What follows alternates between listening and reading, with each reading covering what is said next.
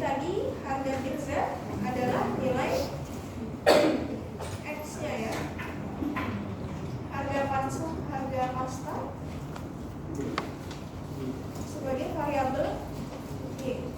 Ya. Ini datanya saya copy aja.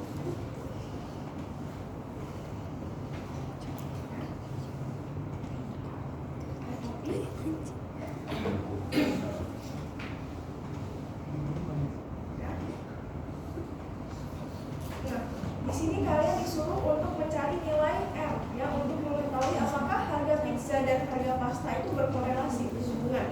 Kalau berkorelasi hubungannya kuat atau lemah. Ya. Di sini kalian pakai rumus nilai R itu seperti ini ya. Ini saya copy aja di sini.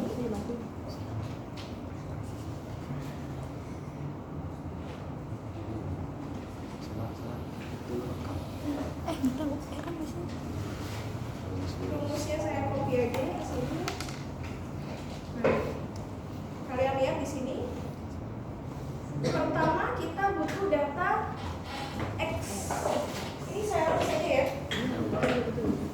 Kita butuh data apa dulu ya? Yang paling gampang apa dulu? Di sini ada sigma X Y, sigma X sama sigma Y. Paling gampang apa? Sigma X itu ya. Sigma X itu berarti maksudnya apa?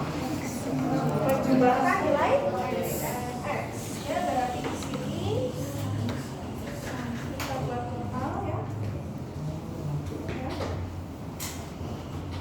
Ini berarti sum dari X. Ini adalah sigma X.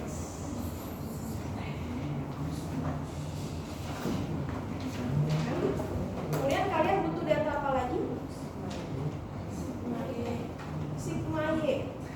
Ya, berarti penjumlahan dari nilai Y. Sum.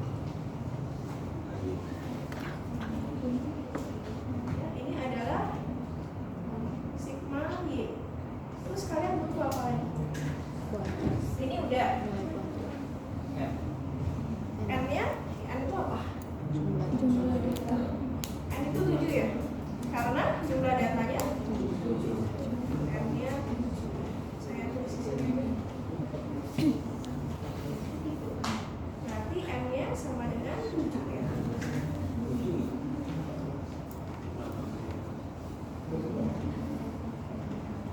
Terus apa lagi datanya? Itu data apa lagi? Sigma X sudah. Sigma Y udah. Apa lagi? Bu, Ya? N-nya 14 apa sih?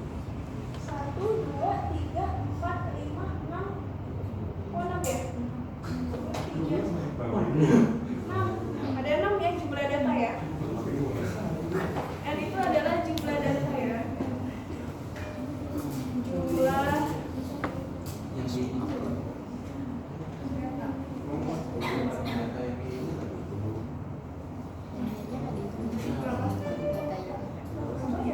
Data Y-nya nggak dihitung, Bu. Yang N-nya data Y-nya nggak dihitung. Yang N Data data Y. yang mana? Jumlah data tapi yang data Y-nya nggak dihitung. Oh kan sama-sama jumlah datanya ada Sama yang dengan. dihitung. Maksudnya ini apa? Formalitas. Iya kan ini ada X sama Y. Jumlah datanya itu maksudnya jumlah data hubungan X sama Y-nya ini. X1, Y1, X2, Y2, X3, Y3. Itu maksudnya ya. Jadi di sini ada data hubungan X sama Y itu ya, data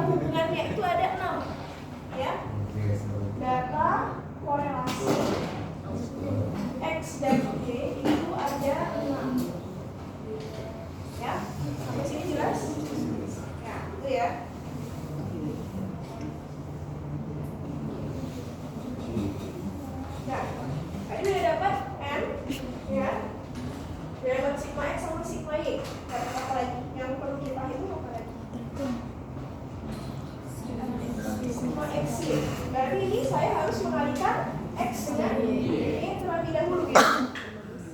Di sini saya kasih kolom baru X kali 6 kali Y 6,5 dikali Ya. 6,25.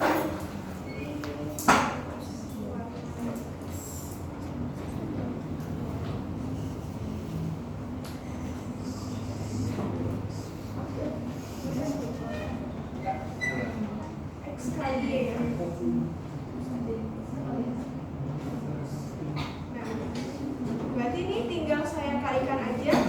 Untuk data pertama 0,15 dikali 0,15 ya untuk data pertama. Data kedua berarti 35 dikali 0,35 dan seterusnya. Ya ini juga ini sama dengan X 1 dikali. Oh, kalau mau cepat tinggal di scroll aja dari rumus di atasnya ya. Ya ini nanti dia di scroll ke bawah. Nanti di bawahnya akan mengikuti rumus di atasnya. Ya.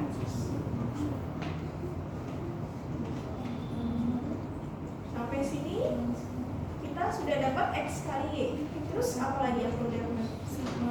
Nah, kita cari sigmanya ya totalnya. Nanti kita jumlahkan ini. Ya, 9,45 ini adalah sigma X.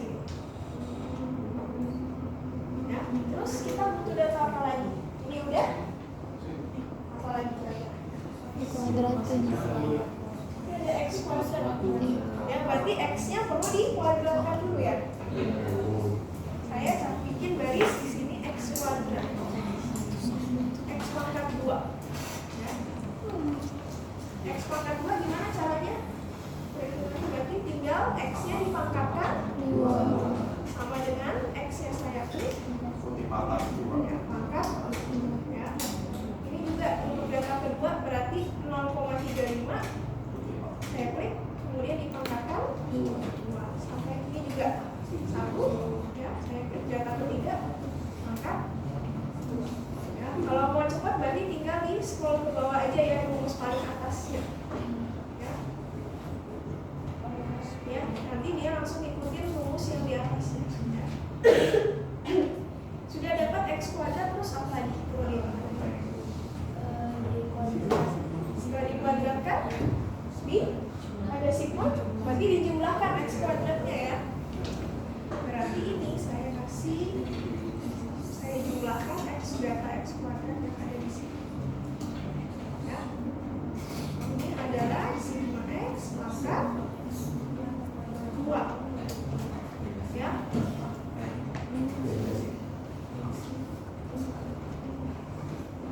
Ya, 9,77 adalah sigma X kuadrat. Terus kita butuh data apa lagi? Ini udah. Ini udah. Apa lagi? Sigma Y ya. Kan 2. Ya, caranya sama seperti tadi ya. Kita bikin kolom baru, ya, kolom Y pangkat 2. Ya. Ini berarti nilai Y-nya kita kuadratkan. Ya. Berarti ini Y yang ini sama dengan data yang saya klik kemudian dipangkatkan ya, sama seperti tadi data 2 berarti ini pangkat atau langsung aja di scroll ke bawah ya. Kalian cek pasti rumusnya mengikuti rumus yang di atas ya, yang kalian scroll paling atas. Terus apa lagi? Sigma. Ya, pakai sigma ya, kita jumlahkan pakai sel. Nah, ini adalah sigma Y kuadrat ya. Itu ya, udah. Sekarang udah lengkap semua ya. Ini datanya udah lengkap.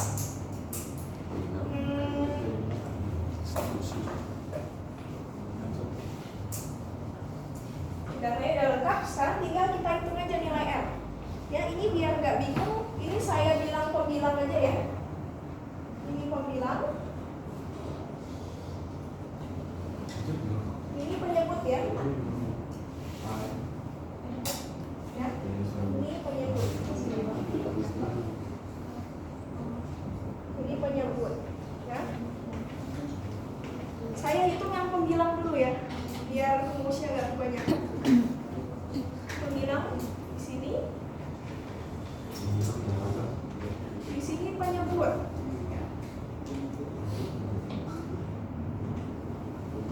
Pembilang itu berarti rumusnya gimana? N dikali N-nya berapa? 6 dikali yang mana? Yang nilainya berapa? 9,45 dikurangi sigma 6,5 dikali 6,3. Jangan lupa dikasih kurung-kurung ini yang tepat ya. Ini kurung di sini, ini kurung di sini biar lebih rapi. Ya. Ini nilai pembilang. Nah sekarang penyebut ini agak ribet ya, karena di sini ada akar. Di sini ada akar, kemudian dikali. Ya. Ini agak ini ya, agak ribet ya. Berarti ini sama dengan ini ada perkalian akar-akar ya. SQRT, akar itu kan SQRT ya. SQRT dikali SQRT kali SQRT.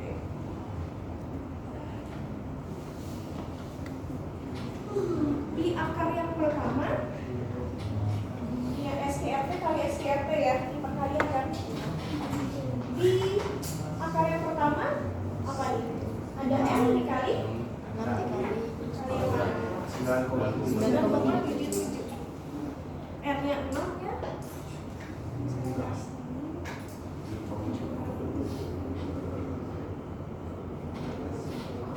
6 dikali 9,77. Nah, yang ini dikurangi sigma X dalam kurung kuadrat. Berarti gimana? Apa yang dipangkat 2? Berarti yang 6,5 ya. 6,5 pangkatkan 2. Ini baru yang ini ya. Sekarang yang satunya ya. Itu M dikali sigma 6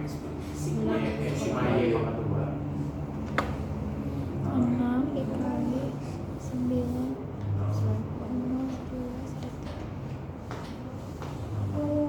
M-nya 6 ya. 6 dikali 9,2 berarti yang mana? 9,21 dikurangi sigma Y 2 berarti 6,35 pangkatkan 3. Kita dapat nilai R-nya aja, langsung dibagi aja berarti ya.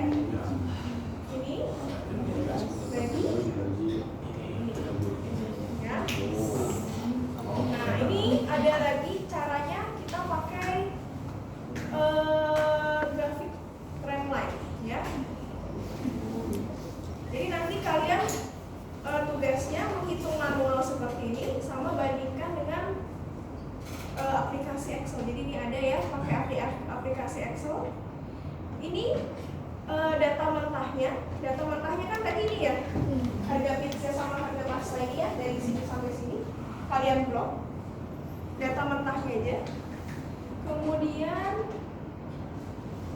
pilih chart yang sketcher ya, sketcher ini saya dapat titik-titik seperti ini ya. Nah ini biar rapi ya, ini saya kasih judul aksisnya aja ya. Ini judulnya korelasi harga pizza dan pasta. Harga pasta. Sumbu X-nya tadi harga pizza. Sumbu Y-nya adalah harga pasta. ya. Nah ini di bagian titiknya ini ya, datanya kalian klik ya sampai ada berubah kayak gini ya. Kemudian klik kanan, add trend line ya, add trend line, pilih yang linear aja ya, linear dulu, kita belajar yang linear. Ini linear, kemudian bagian bawahnya display equation sama display R kuadrat. Jadi kalian lihat ini ada nilai R kuadrat 0,9758. Coba nilai R ini kalian kuadratkan juga, apakah hasilnya sama? Sama ya? Ini ada pembulatan dikit ya, jadi kalian bandingkan dengan menggunakan trendline sama dengan manual kalian nanti ya. Jadi nilai R itu bisa di hitung manual sama bisa langsung pakai Excel, ada otomatis ya. Ya. Nah, ini sama Excel ini langsung dibuat bersama matematikanya ini. Ya, jadi kalau kalian ingin mengetahui harga pizza, misalnya sekarang mau tahu harga pasta, berapa harga pasta ketika harga pizzanya misalnya 0,75 0,7 aja lah, $0,7. Berarti kalian tinggal masukkan ke persamaan ini kan. Di sini yang bertingkat sebagai X apa? Pizza sebagai sumbu X. Harga pasta sebagai sumbu Y. Tadi Y sama dengan 0,945X tambah 0,0346. Tadi harga pizza ini X ya. Berarti di sini X-nya sama dengan 0, berarti Y-nya tinggal substitusi aja 0,945 kali 0,7 ditambah 0,0346. Hasilnya berapa? 7 mungkin kira-kira 0, berapa ya? 0,8 mungkin ya. Jadi kita bisa memprediksi variabel yang lain berdasarkan pemodelan matematika ini. Ya. Atau kebalikannya juga bisa, pada saat Y-nya sama dengan 1,1, X-nya sama dengan berapa? Bisa juga. Tinggal dibalik aja kan? Berarti 1,1 sama dengan 0,945 X plus 0,0345. Ya, nanti kalian dapat nilai X sama dengan berapa? Sama aja. Bisa tahu hubungan antara dua variabel tanpa harus survei lagi ya. Sampai sini bisa ya? Oh iya, kesimpulannya dulu. Kalau misalnya nilai R-nya 0,98, berarti kesimpulannya apa? Korelasinya apa? Sangat kuat ya. Jadi antara harga pizza sama harga pasta saling mempengaruhi. Mungkin ada bahan-bahan yang sama gitu kan ya. Bahan-bahan yang dipakai sama ya. Jadinya harganya mempengaruhi ya. Mungkin dia pakai tepung yang sama, daging yang sama gitu ya. Jadinya harganya paling nggak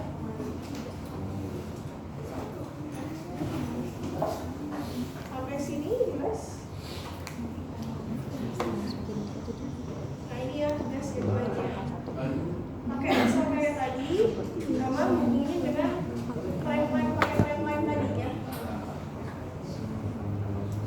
Nah ini ada juga R kuadrat ya. Tadi kan di Excel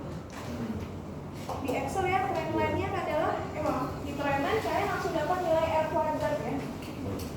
Nilai R kuadrat itu sebenarnya adalah nilai R yang dikuadratkan. Ya, tadi kan nilai R itu kisarannya berapa? Dari -1 sampai +1 ya. Kalau R kuadrat berarti -1-nya dikuadratkan kan. -1 kalau dikuadratkan jadinya tetap 1. 0 kalau dikuadratkan 0 ya. +1 dikuadratkan tetap 1. Ya, jadi kalau kisarannya R itu dari -1 sampai dengan 1, kalau R kuadrat kisarannya hanya 0 sampai dengan 1 aja ya. Karena -1 kalau dikuadratkan jadinya 1 juga. -1 kali -1 kan +1 ya. Kenapa di Excel biasanya ada perhitungan R kuadrat ya? Iya. rumus ya. Ya.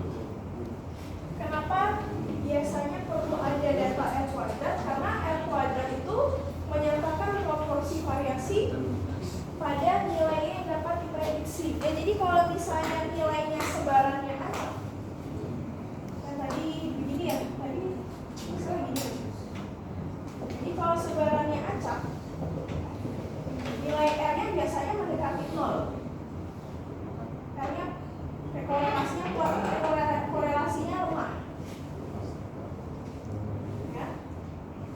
Tapi kalau dia menunjukkan hubungan yang sangat rapih seperti ini ya, antara X sama Y, berarti R kuadratnya korelasi tinggi. kuat. Nah, kalau korelasi kuat berarti angkanya mendekati 1. Korelasi lemah berarti angkanya mendekati 0. Ya, itu aja sebenarnya. Ya. Dan ini sama kayak tadi. Ini kalau misalnya kita tinjau dari R kuadrat, ya, kalau misalnya dia 0 sampai 0,5 berarti korelasi lemah. Kalau mendekati 1 atau 100% berarti dia korelasi kuat. Kalau 100% atau 1 R kuadratnya berarti dia sangat sempurna. Ya, datanya sangat sempurna. Ya. Nggak ada sebaran data. Nah, ini sama seperti tadi ya. Hitung nilai R kuadrat. Gambarkan hubungan pakai sketcher tadi. Ya, pakai grafik sketcher, hitung R kuadratnya juga pakai sketcher. Jadi bandingkan antara hitungan manual kalian dengan grafik Excel. Kemudian berikan kesimpulan. Tadi kesimpulannya tahu ya, berdasarkan nilai R sama R kuadrat kalian bisa tahu korelasinya korelasi positif atau negatif, korelasinya kuat atau lemah. Ya, kesimpulannya gitu aja sebenarnya. Ya. Gampang ya, pakai Excel bisa ya.